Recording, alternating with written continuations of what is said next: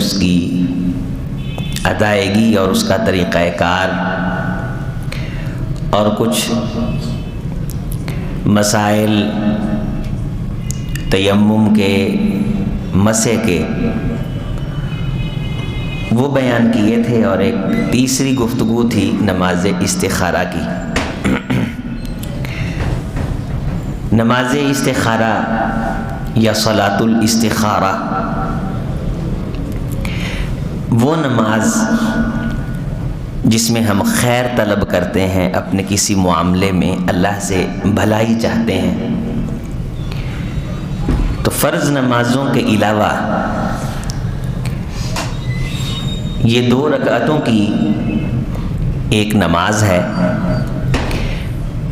2 رکعتوں کی نفلی نمازیں جو ہیں وہ 4 رکعتوں کی نہیں ہیں۔ اسی طرح تہجد کی جو نماز ہے وہ بھی 2 رکعتوں کی نماز ہے۔ تو مطلقاً جب اصول یہ ہے کہ نفلی جو نمازیں ہیں وہ 2 رکعتوں کی ہیں، تو اس لیے زیادہ بہتر اور راجح بات یہی قرار پاتی ہے کہ جو ظہر کی 4 سنتیں ہیں وہ بھی 2 کر کے ہی ہیں، یہی بہتر ہے، اور 2 کر کے ہی پڑھنی چاہیے۔ باقی رہی یہ بات کہ اگر کوئی 4 پڑھ لیتا ہے تو اس میں حرج کوئی نہیں ہے، لیکن دن کی جو نفلی نماز ہے یا رات کی جو نفلی نماز ہے وہ 2 رکعتیں ہیں، لیکن رات کی نماز میں وتر ہے۔ اشراق کی نماز ہے، یہ بھی 2 رکعتیں ہیں، لیکن اس میں جماعت نہیں ہوتی۔ اسی طرح پھر چاشت ہے، اوابین ہے، بعض اس کو اشراق میں شامل کرتے ہیں، بعض اس کو الگ شمار کرتے ہیں، یہ بھی 2 رکعتیں ہیں۔ اور بعض ایک نماز جو ہے وہ 8 رکعتوں والی بھی پڑھتے ہیں جب سورج نکلتا ہے۔ جس طرح تہجد کی نماز کے 8 نفل ہیں، اسی طرح 8 نفل بھی پڑھتے ہیں، اور اس کی بارے بھی مختلف معلومات ہمیں ملتی ہیں۔ اس طرح صلاۃ حاجت، ضرورت کی نماز، صلاۃ الحاجہ، اس کے بارے دلائل کوئی اتنے مضبوط نہیں ہیں۔ اصلاً جو نماز حاجت ہے یا صلاۃ الحاجہ ہے، اس کی جگہ جو بہترین اور ہمارے پاس ایک نبی صلی اللہ علیہ وسلم کا دیا ہوا مضبوط اصول، جس میں کسی قسم کی کوئی کجی اور کمی نہیں ہے، اس کے نظریے، فکر اور سند پہ کوئی ایسی بحث نہیں ہے، تو وہ ہے صلاۃ الاستخارہ۔ تو یہ ضرورت بھی آپ کہہ سکتے ہیں کہ کسی ضرورت کی بنیاد پہ ہم استخارہ کرتے ہیں، صلاۃ الحاجہ بھی اسے کہہ سکتے ہیں۔ صلاۃ الضرورہ کسی اہم معاملے کی وجہ سے، کسی اہم امر کی وجہ سے، کیونکہ اس کے شروع میں جو الفاظ ہیں وہ یہ ہیں جس میں رسول اللہ صلی اللہ علیہ وسلم کا یہ ارشاد گرامی ہے، اذا ہم احدکم اہم احدکم، جب تم میں سے کسی بندے کو کوئی اہم کام درپیش ہو تو پھر اسے چاہیے کہ وہ استخارہ کرے، فلیرکع رکعتین، اور اس استخارہ کے لیے اسے یہ چاہیے کہ وہ 2 رکعتیں پڑھے۔ اور وہ 2 رکعتیں چونکہ یہ نفلی نماز ہے تو اس کے لیے بھی وہی ساری شرطیں اور لوازمات ہیں جو کسی بھی نماز کے لیے ہوتے ہیں، کہ یہ ممنوع وقت میں نہ ہو،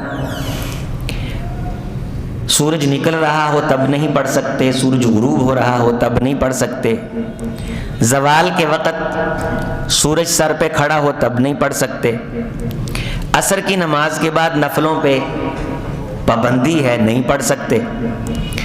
تو جس وقت ہم نفل پڑھ سکتے ہیں اسی وقت میں ان 2 رکعتوں کو پڑھنا ہے۔ وضو اس کے لیے بھی اسی طرح کرنا ہے، اور استخارہ اس بندے کے لیے ہوتا ہے جس بندے کا کام ہو۔ میرا کام ہے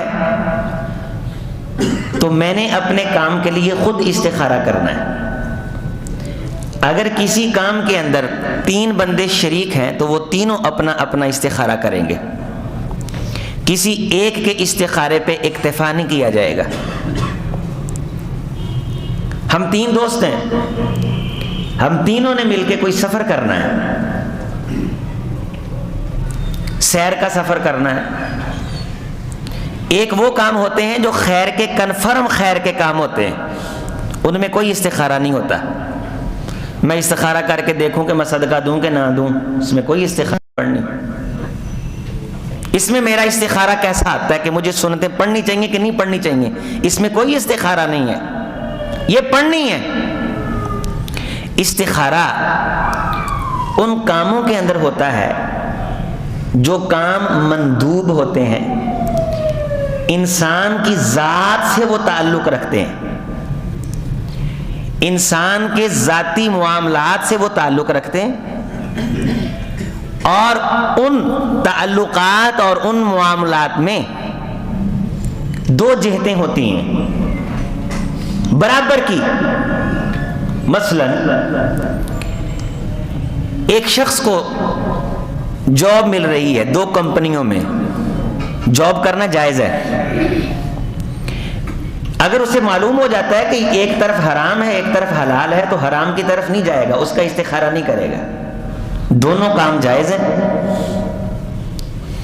برابر کی کمپنی ہے، ایک جیسی تنخواہ ہے، ظاہری طور پہ ایک جیسی سہولتیں ہیں، دونوں کے اندر کاغذات جمع کرائے، اپائنٹمنٹ کے لیے دونوں نے طلب کر لیا، تو دونوں میں سے ایک کو رکھنا ہے ایک کو چھوڑنا ہے۔ اب یہاں اس نے استخارہ کرنا ہے، جس کام میں مشورہ ہے وہاں مشورہ کرنا ہے، پہلے مشورہ کرنا ہے۔ بعض کہتے ہیں پہلے استخارہ کر لو، پہلے مشورہ کر لو، مشورہ کر کے اس کے بعد جو رائے آئے اس سائیڈ کو دل میں رکھ کے استخارہ کر لو۔ بیٹی کا رشتہ کرنا ہے، رشتہ کرنے پہ کوئی استخارہ نہیں کہ رشتہ کرنا کہ نہیں کرنا، یہ کرنا ہے۔ شادی کرنی چاہیے کہ نہیں کرنی چاہیے، اس میں کوئی استخارہ نہیں ہے۔ دو رشتے ہیں، ایک جیسے ہیں، کسی میں کوئی سائڈ راجے نہیں ہے، نیکی تقوی کے اعتبار سے، کام کاج کے اعتبار سے دونوں لڑکے ایک جیسے ہیں، یہاں استخارہ ہے۔ اگر ان دونوں میں فرق آ گیا کہ ایک زیادہ نیک ہے، دین کی طرف اس کی زیادہ توجہ ہے اور مشورہ بھی ہے، معاشرے کے اندر رہتا بھی ہے، کمیاں کوتاہیاں بھی اس کے اندر کم ہیں بنسبت دوسرے کے کہ اس میں کچھ خصوصیتیں تو ہیں لیکن کوتاہی والے پہلو اس میں زیادہ ہیں، ان دونوں کو برابر رکھ کے استخارہ نہیں کیا جا سکتا۔ استخارہ دو برابر کی چیزوں میں ہوتا ہے۔ یہ کو اس کی بند کر دیں۔ ڈاکٹر نے، طبیب نے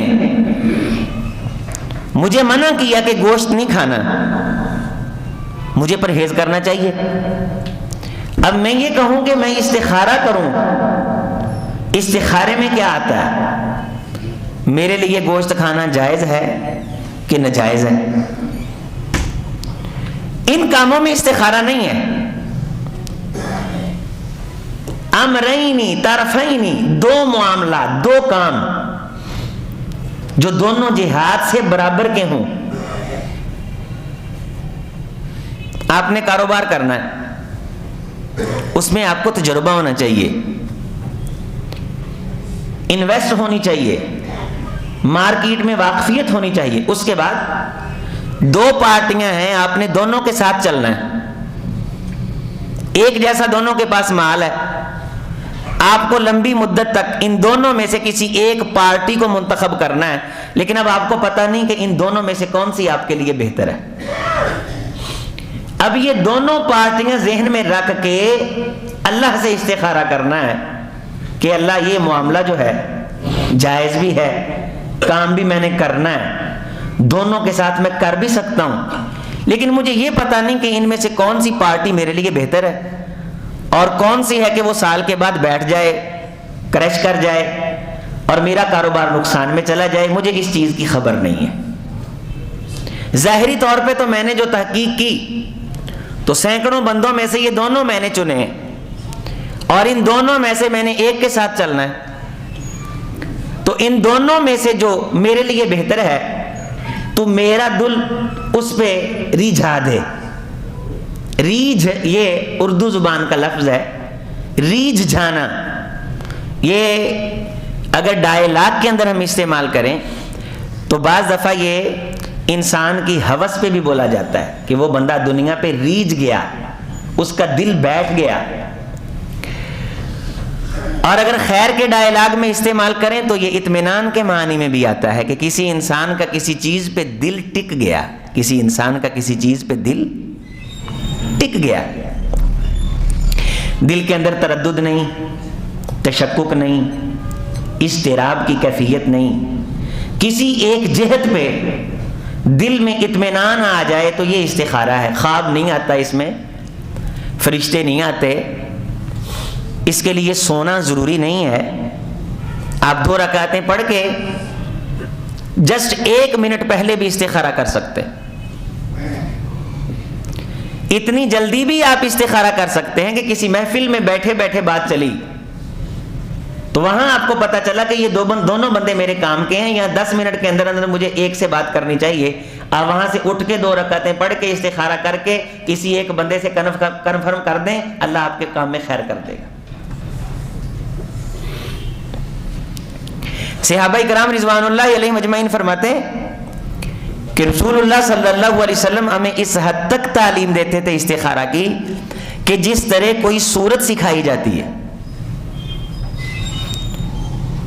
اور فرماتے تھے رسول اللہ صلی اللہ علیہ وسلم کہ استخارہ طلب کرنے والے کو اللہ تعالیٰ اس کے معاملے میں, اس دعا کا مفہوم ہی یہ ہے جیسے میں آپ کے سامنے ابھی یہ دعا رکھوں گا, کہ اس میں خیر آ جاتی ہے. اور یہ جملہ بڑا معروف ہے اہل علم کے درمیان. ولا نادم من استشار ولا خسر من استخار. جس بندے نے مشورہ کیا شرمندگی سے بچ گیا, جس بندے نے استخارہ کیا وہ نقصان اور خسران سے بچ گیا.